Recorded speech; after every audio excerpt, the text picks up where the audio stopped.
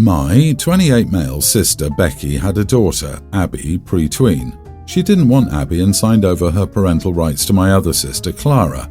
All Clara needed to do was file the final paperwork for $2,000, but she never did. Therefore, the adoption was never completed legally. Abby's real dad, John, recently just married Becky. When Becky gave birth to Abby, they weren't together and Becky basically told him she wasn't keeping the kid and gave him no say in it. But anyways, they're married now and Abby is around John a lot, and he's now really beside himself with the whole thing. He regrets not fighting for custody and he fully intends to fight now, especially after finding out that the adoption was legally never completed or filed. He has legal grounds to do so. Not saying I agree with it, but at the same time my sister brought this on herself. She had plenty of time to file the paperwork and just never did. Now Clara is running around in a panic because John made his intentions known. He wants his kid back. He hasn't filed, from my understanding.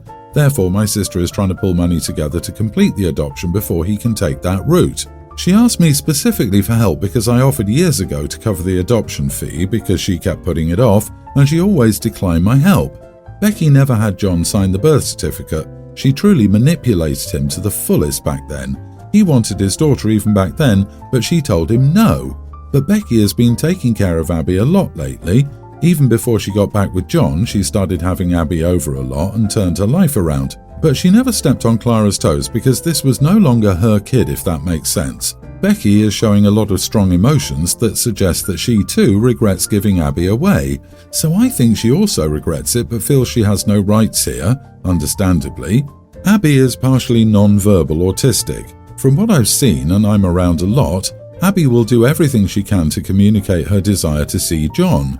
He takes her out a lot. He even brought her to Disney. On the other hand, Clara doesn't do much with her. I mean, when Abby is home, she just sits around all day and watches TV while her mom, adoptive, just sits at her computer.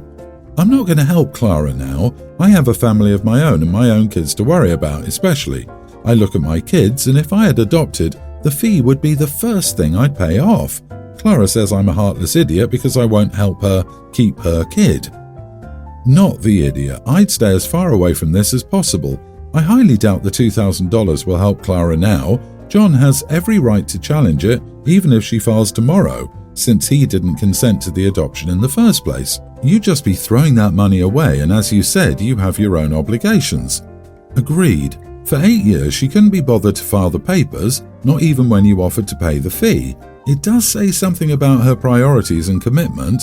She has been asking for something like this to happen, and now she's shocked that it finally did happen. Grab your popcorn and stay on the sidelines as Clara's self-created crisis plays out. You are the idiot. Has anyone asked Abby about her feelings and wants or needs? And Clara was her mom for 8 years. She's in pure panic mode because she doesn't want to lose her child. The bio parents aren't wrong for wanting visitation, but are wrong, in my opinion, to want custody. And to be honest, putting your opinion into an already messy situation will only make everything more volatile. And John isn't behaving as a parent, but as a fun uncle. Abby wanting to be around him is normal when someone is fun, and it's very easy to be fun when you're not always there. The first time I met my in-laws, they called me Rose. My husband, then boyfriend, told them my name was Rosie, but for some reason they assumed my actual name had to be Rose, and so that is how they first addressed me. I corrected them and said it was actually just Rosie. Father-in-law was like, "Oh, not a nickname?" I said, "No, not a nickname, my legal name." They both made faces, and I was kind of freaked out because while I was asked before what Rosie was a nickname for, nobody outside my 3rd grade teacher made such a big deal over my name. After that, they tried several Rose names to see which one it was. My husband told them repeatedly that my name was nothing but Rosie. Not really sure if they didn't believe us or were hoping I would adopt one of them. I've been called Rosalie, Rosalind, Rosemary, Roseanne, Rosabelle, Rosella, Rosamond, etc. Each time they have been corrected. After calling me Rosie a little while, they returned to calling me Rose. They introduced me to others as Rose and called out my name as Rose. They won't stop. Now that I'm about to be a mom myself, I'm less patient and understanding of this, so I've started to ignore them when they call me Rose. They dislike that. Last time I did it in front of other people my in-laws knew. My husband laughed hard and said his parents' rude behaviour deserved to be ignored. They feel like I'm petty and say Rose sounds more like a grown woman than Rosie does. and why can't I let them call me Rose? I told them that Rose isn't my name, and they were trying to make a point about my name, and I didn't like it. They told me at the very least I shouldn't be ignoring them like that in front of others, and it's embarrassing to call me Rosie in front of other adults. Am I the idiot?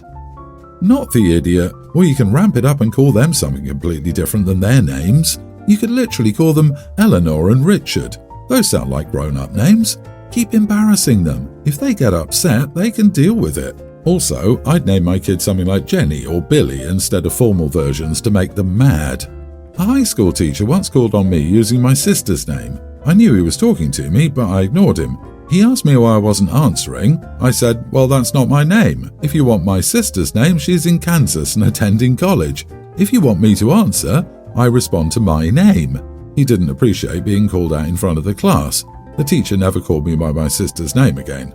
If they don't want to get ignored, then they simply need to call you by your correct name. That is your name, so they shouldn't be embarrassed. And if they introduce you properly to people, then they wouldn't feel embarrassed to call you by your real name. You aren't the one being petty. They are for refusing to use your name. I'm glad that your husband can see the humour in this and has repeatedly been telling them to use your real name instead of telling you to go with the flow to keep the peace. I'm so fascinated with people who literally just do not care for someone else's name and simply rename them. They disrespect you. I see nothing wrong with returning the favour.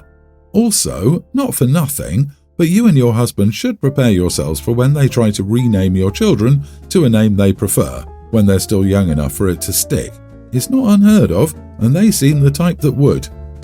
My wife is flying to see family for just 4 quick days this weekend, and the airport is 1 hour away. She returns back and lands at 10:30 a.m. on Independence Day. We have kids, and I want to take them to our town's wet parade and fun activities that morning for the celebration. We didn't make part of last year's celebration, and I was looking forward to this year's. She's asked me to drop her at the airport. Initially, I was all for it, but then learning about her return time, this is when the disagreement began. Our family car is in the shop, but we have a loaner from the dealer. I asked her to think about driving herself so we could celebrate the festivities, and she instantly got mad. That'll cost us hundreds more dollars. Parking is $8 a day. The loaner isn't ours. What if it sells while I'm away? Then they wait. Why can't you support me through this and not be selfish? Who's selfish here? The festivities go all day. I'm only asking for 2 hours. 9 to 3 p.m. is the duration of the festivities, were some of the statements immediately made. She even said, my dad wouldn't hesitate to support his wife. I think her dad would shrug and say, just drive yourself. Am I the idiot because I want to take the kids to our town's 4th of July celebrations and would prefer my wife to drive herself to and from the airport? Not the idiot. Airport pick-up and drop-off is a luxury. Either my wife or I offer the others if the stars align just right, otherwise we hire a cab. Loaners don't sell while they're being loaned. That's not how that process works. Parking wouldn't be hundreds of dollars. It would be $32. Having said that, you could pick her up at 11, be home by noon, and still attend the festivities for 3 hours, in ideal conditions. Barring any flight delays, traffic jams, or small kids' meltdowns, there are a ton of things that can go wrong, especially with kids in the car. Anyone with children knows that a 2-hour round trip on Google Maps doesn't equate to a 2-hour round trip in reality. It's unreasonable for the wife to make that demand when she can drive herself with much less of an imposition on her time than it would be on his. I agree with every word. OP isn't some deadbeat dad wanting to hang with his buddies on the 4th. He wants to take the kids to a kid-centric event. I'm a mom, and if I were in this situation, I'd tell my husband, have fun, I'll try to join you when I get home. In my honest opinion, the wife is being extremely selfish and not thinking of her kids or her husband. The wife needs to suck it up and drive herself. Don't back down, OP. You're the only one in this situation thinking of the kids. Take them to the parade and have a great time. I, 30 female, have been with Jeff for 12 years now. For the past 6 years, I've desperately wanted to flip houses. I've wanted to do this since I was a kid, but these past 6 years, I really started to get a bit fixated on it. Every single year I bring it up to my partner, and every single year he says, that would be fun, and he will help me search for fixer-uppers, but it's like he goes out of his way entirely to turn me against every single property that I want that's within budget. Then, after a month or two of searching with me, he'll find reasons why it can't happen this year. Last year really sucked. I have all my own money saved. Honestly, it's not like I need him financially or even his approval, but given that this is the love of my life, I do want his approval, you know? So I've just sucked it up and given in to the, well, it probably won't happen this year, but it can be our 5-year plan talks. But again, last year sucked because I found a property that I was absolutely in love with. I wanted it in the worst of ways. It was an old Victorian home with 6 bedrooms, built-in bookshelves and dressers, etc., etc. It was only $6,000. It needed work, obviously. The electricity was bad and the plumbing was bad, but there was no water damage and the roof and beams and frame was solid. I know how to do plumbing, but electricity would have been an issue. That would have been a thing I hired someone to do, and it would have cost a good penny, but the place was only $6,000. I had well over $80,000 saved. I pulled numbers from the surrounding homes and the RSV was roughly $190,000 for the area. I wanted it desperately, and he found a reason for me to not get it, i.e. it's in a bad part of town, so I didn't get it. Well, I stepped away from it all. I got a bit discouraged and just stopped looking, but I went on last week and that property was still listed. Same price.